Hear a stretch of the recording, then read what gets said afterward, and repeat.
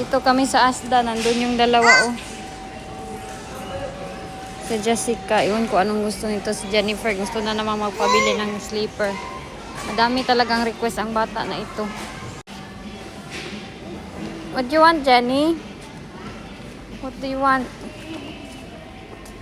Malaki kasi. Tignan nyo yung sanilas. Juice, okay. Gustong gusto naman ni Jack. Oh, malamig kasi dito. Sobrang init kaya.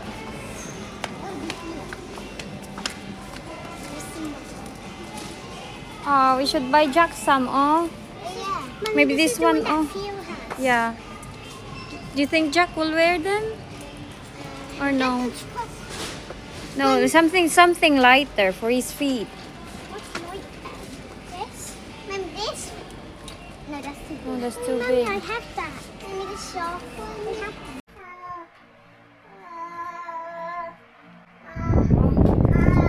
Agay ko, bihisan ko muna ang ating bata dito.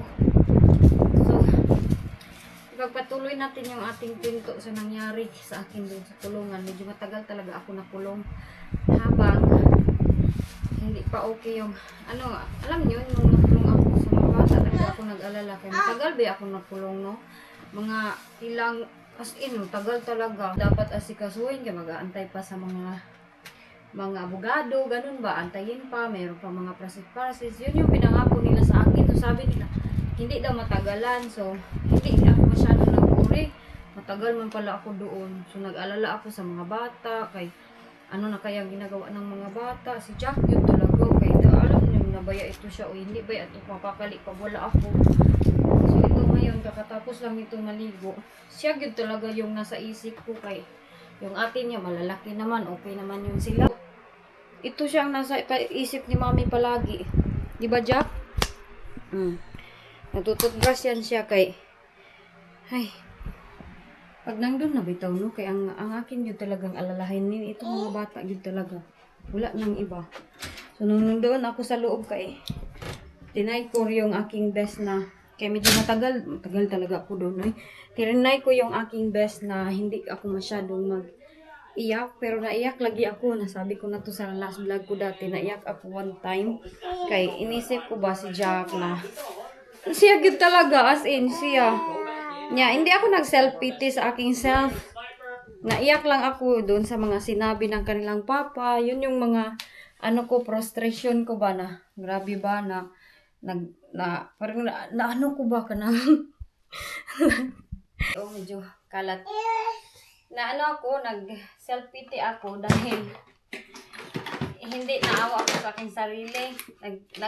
Iyak ako dahil sa sinabi ng kanilang papa. Yun yung pabalik-balik na, ganito pala ako. Ganyan, yun talaga, yun yung sa aking isip na ganito pala ako, ganyan pala ako. Di ba, Jack? Kay, sa aking self ba, hindi ako kanang, baka hindi ako mabait talaga na tao. Yun yung aking inisip.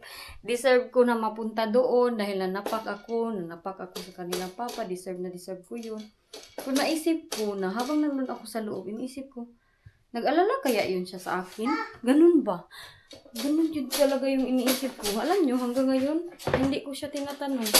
Hindi ko siya kinausap na, nag-alala ka kaya nung nandun ako sa loob? Wala yun.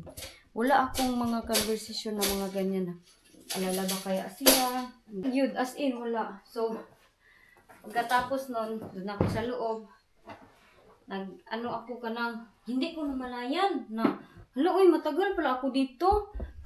Matagal pala kay inantay ba ang mga abogado, inantay pa.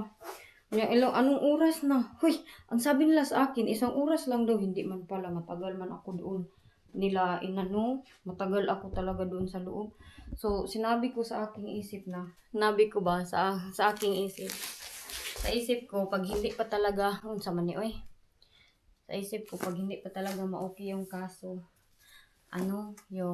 ipapadala ko na lang si Jack. So, may nagtanong sa akin, hindi ba ako nagsisi sa aking ginawa? Diba? Kung wala ako nagtawag-tawag, wala ako doon. Hindi ko naman yung pinagsisihan. Ang pinagsisihan ko is, kung nag-usap lang sana kami ng maayos, tapos sinunod niya yung aking gusto na, diba, magpa-help lang naman sana ako. Dahil bata ba, busy ako niya. Iba yung naisip niya na parang sinasadya ko daw. Tingnan niyo nga, yan siya dyan. Iba yung naisip niya. So, wala sana kami sa sitwasyon na aabot sa malala. Wala akong pinagsisihan talaga. Wala akong pinagsisihan. Kahit nadating ako doon, ang tagal ko nilang, pinulong ko nila doon, wala akong pinagsisihan. Ang pinagsisihan ko, dapat, siya. Siya yung pinagsisihan ko. Kaya ang simple-simple lang man sana ng problema. Nag-start lang talaga yung problema dahil sa mga actions niya. Hindi sa actions ko. Kaya gusto ko lang naman na matulungan ako ba. Hindi ako nag-yaw-yaw. Hindi ako nag-ganon-ganon. Wala din talaga akong sinabing masama sa kanya that time. Siya man nagsimula kasi. So, abot na sa ganon. Kung hindi niya, mag-self-reflection sana ba na kung hindi ko sinabi yun sa aking asawa, hindi sana ito mangyayari. Kung hindi ko sinabi na i-report ko siya sa mga pulisya, hindi sana siya mag-overthink at mag-panic, mag-report siya sa pulisya. Panic mangod ko, nagpanic ako kay bakit man yun ay tapos na yan siya maghatbat unya naana naman siya dan ay naku si Jack ambot na lang sa isang araw pang ilang ano yan siya maghatbat naglaba ako nitong mga tahol ng mga bata today ay naku ang dami kong kuan ang dami kong tiklupin si Jack dali Jack ay naglabas ka na naman ay naghatbat na ka ba naghatbat na ka unya naglabas ka na naman. I did bitaw. Andun pa yung mga bata malapit na mag 9 o'clock. Nandun pa sila naglalaro. I hope walang nangaaway. Sino yung kasama nila na matangkad na lalaki? Sabihin nyo sa akin paano ko matatapos yung aking lahat na gagawin. Nilagay ko pala yan dyan, okay? Nandyan yung bike ng kanilang papa. Tapos madami ako. Ayan, madami akong ititiklop. Unsa man, mag-vlog. Mag-vlog siya. Nara, hold, Sige. Hold properly. Hulog. Tarunga pod. So, ito dito, kailangan ko, mamaya na ako magtiklo. Pag tulog na to, ipatulog ko muna. Tapos, tanggalin ko akong pilik mata. Kanina kasi nagkuntik. Iwan ko, patatanggalin ko na to lahat. Medyo madilim-dilim na talaga to dito. Kaya madilim na din talaga. Ang mga bata, kailangan ko na silang ipapasok. Kaya nandun pa sila sa labas. Silang tatlo, ay dalawa. Ito, gusto na naman kasi niyang lumabas. Gusto ko lang tawagin yung kanyang mga ate. Siya, magsali-sali. Punta na tayo sa taas. Asan na yung cellphone ni Mami? Asan na yung cellphone ko? Hindi ko mahanap. Turn off. Turn off kayo. Magpunta tayo sa taas. Akyat kami ni Jack sa taas. Kay, ipadidi ko muna to siya. Tapos yung dalawang bata, kailangan ko silang sunduin. Kaya nandun pa rin sa labas. Malapit na mag 9 o'clock. Ay, naku. Grabe yung kainit dito Bikay, magtanggal si Mami ng kuan. Make up na. Unsa naman tong make up ni Mami. Hindi na nisura. Wala na. Saan yan siya pupunta? Wala. Dirty na. Unsa naman po na this chocolate? Dirty na ka Hi. Hello, good morning everybody. Maaga na tayo today nagising. Tapos, kagigising ko lang. And I'm trying my best to focus my energy in the happiness of Inday Elgin. Hiwi ba yung ating camera or hindi? Maaga ako. Today is another day. Hindi ko yun napatapos yung aking vlog kahapon. Si Jack nag-iyak na and very busy. Nandyan siya sa baba. Wala siyang takip na damit. Maaga siya naglabas-labas. Hey! Saan ka pumunta, Dudong? Ngayon, kay maglilinis ako dito sa bahay. Paglilinisin ko ito dito dyan sa taas. Tapos dito sa giliran. Kaya katapos lang namin mag-umagahan.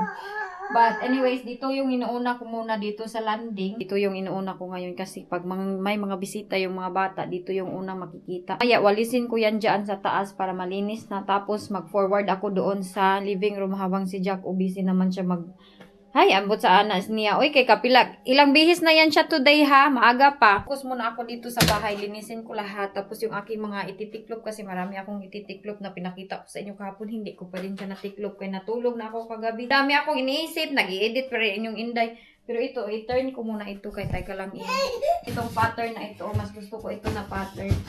Para itabon ko sa bike ng kanilang papa. Kay bakit itong bike niya, magsusuong si Jack. Meron kasing metal yung sa pedal. Bitaw, diba ano yun? Hait. Diyan ko yan itatabon. Kay yan siya makulit. Magunsa ka diha. Get your nappy, be. Ayaw. Mami na, camera. Dili, agoy. So ito dito yung focus ko kay grabe yung kalat. Oh, sobrang dami dito. Tapos yung among likuran, okay naman. Ano lang talaga ako kahapon, naglaba. Naglaba na naman ako ngayon yung para dito sa aming hallway. Kita nyo yung inaganon ko.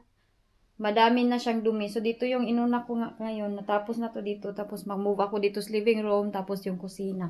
Kusina, hindi ako kasi makapunta sa kusina kaya si Jack nandun, yung mga atin na naglabas na, walang magbabantay sa kanya.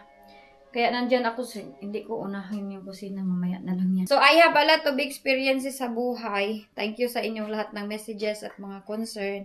Okay lang naman ako, magpa-okay na lang ako sa mga lahat ng nangyayari. Kaya kung maglugmok-lugmok ako lang din yung kawawa. Tinatry ko yung best para sa mga bata. So, titiklupin ko na lang ito siya ngayon.